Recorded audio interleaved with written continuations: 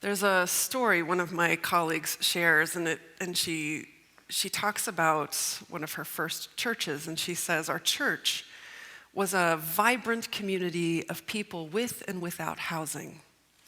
We used to gather in an old basement, and some days, especially the rainy ones, we would crowd too many people into our tiny space.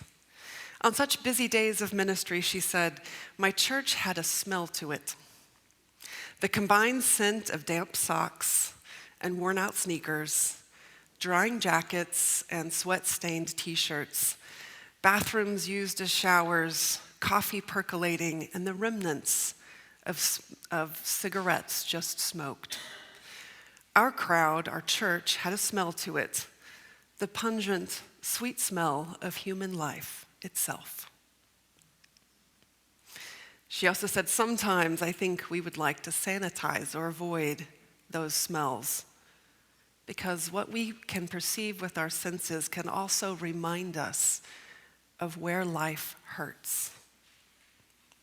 We shirk from the man who smells of his own urine, avert our eyes from the dirtied hand reaching out for change, and try not to see ourselves and the woman whose only possessions are piled in a damp cart.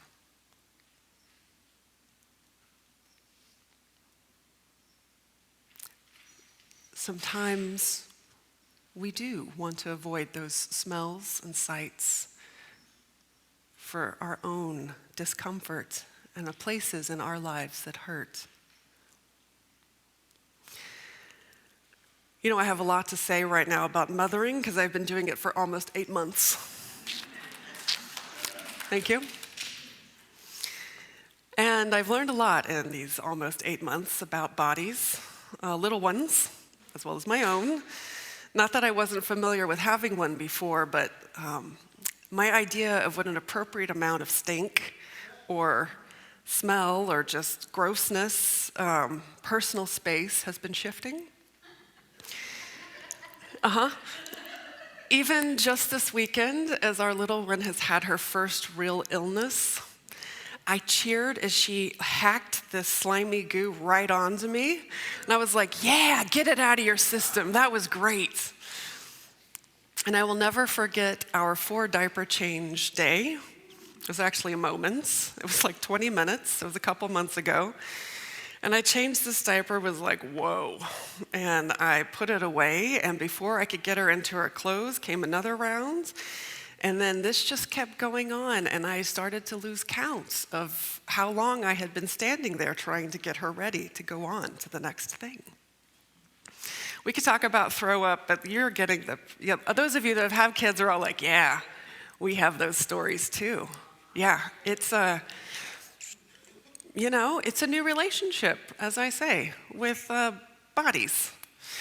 And I can laugh about it because I'm in love. Right? That's the difference between changing my daughter's delightful diaper and picking up poop, say, out of the parking lot.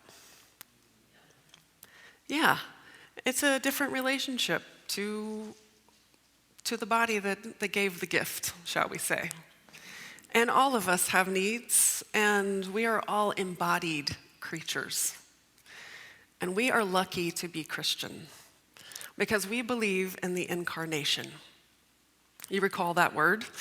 It is used a lot in Advent and at Christmas time. It describes the mystery of the Christmas season, that God came into the world through human flesh and dwelt among us. We're really the only major world religion that thought God taking human form and blessing it was a good idea. Throughout Western history, even once we had Christendom, we have put this higher price on intellect, much higher than our gross, smelly bodies. Intellect supposedly is not dirty or smelly, and evidently closer to perfection and thus closer to God. But what did they know? We know that God says flesh is beloved. It is good.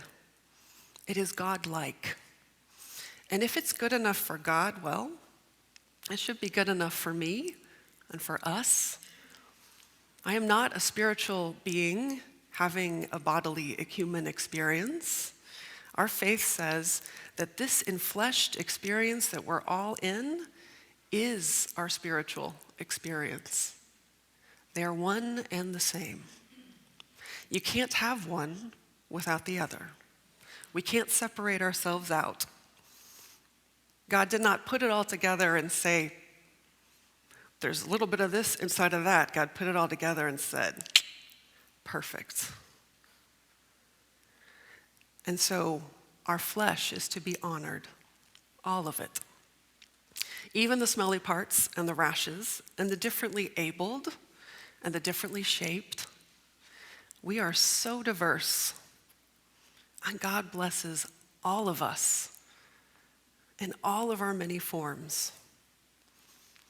And yet, when we talk about the fleshy parts of life, we tend to ascribe those parts to be associated with the feminine. Again, this ancient hierarchy of things. We tend to call the earth mother, right? And we talk about mothering God as if a divine father doesn't know how to also change a diaper. Which is partially what I appreciate so much about today's reading. Because Jesus was not afraid of bodies. Jesus showed up on a hot day with a large crowd pressing in on him. Can you imagine that just for a minute? Let's do that. Now, how does that feel? You know what a 95-degree day is here. And I don't know about you, but I don't want to be next to other people. I'm so sticky, let alone tightly in a space with them. So Jesus is a hot day in a place with very few showers, and I wonder how it smells. Stinky, sweaty bodies, and the scent of blood. And he goes right from that into a room that was no doubt filled with the smell of sickness and the fear of death. And people are grieving and weeping and wailing. And Christ is right in the middle of both, where people are their most vulnerable, their most real, their most authentic, as they're hurting and they're in need.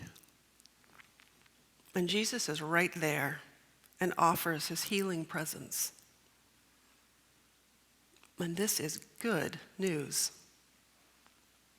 That God is ready to be in the midst of all that we are, all that our bodies are. It is not deterred or grossed out or says, come back when you've gotten some of that stuff off of you. Indeed, the more difficult and vulnerable the situation, the more likely we are to find Christ right in the midst of it. Because that is where love is needed. And so that is where love embodied, incarnate, goes.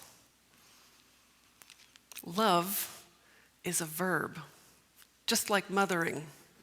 I think mothering might be better to me than like being a mom, because if you put it into kind of a verb, it's not just a person with some sort of lineage.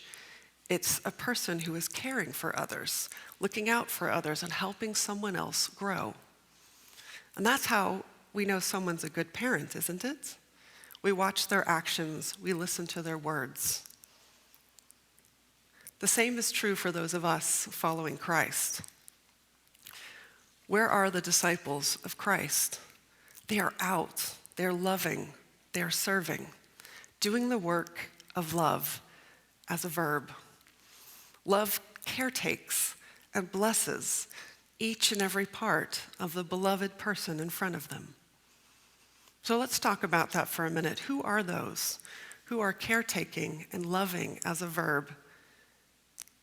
Nurses, doctors, medical facility staff, home health aides, actual caretakers. Who else? Can we name them now? Who am I missing? Physical therapists, teachers, trainers. Who else is loving as a verb? Well, everybody should be doing it, but Families, say again. Family members, yes, yes. Who is taking care of their spouse ever? Or a parent? Yeah, yeah. Who else should we name on this day? Caseworkers, social workers, yes. Firefighters. Yeah, everyone who's in healthcare, right? It takes them all, it takes a village. And of course, all of the teachers that went into training all of those people to do the thing, right? Yeah, it takes a lot. Animal sanctuaries. Thank you for remembering our other people, our other creatures that we love. Yes, veterinarians. Yeah, vet techs.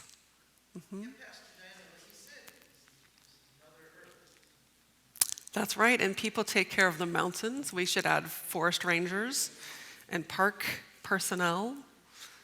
Yeah. Therapists. Thanks be to God for therapists. Yeah. Friends. Strangers. Yeah. Chaplains. Ministers.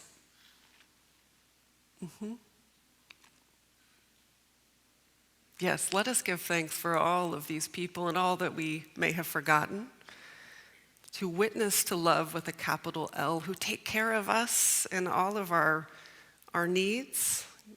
God, we give you thanks, and we give you praise for ways that you are showing up in all of these servants. Friends, for all of those ways that we have named people, and for all of the things that I know we do for each other, and we allow people to take care of us, let us remember that we are showing love. We are showing up as incarnational, God-loving people as we give and receive and we serve.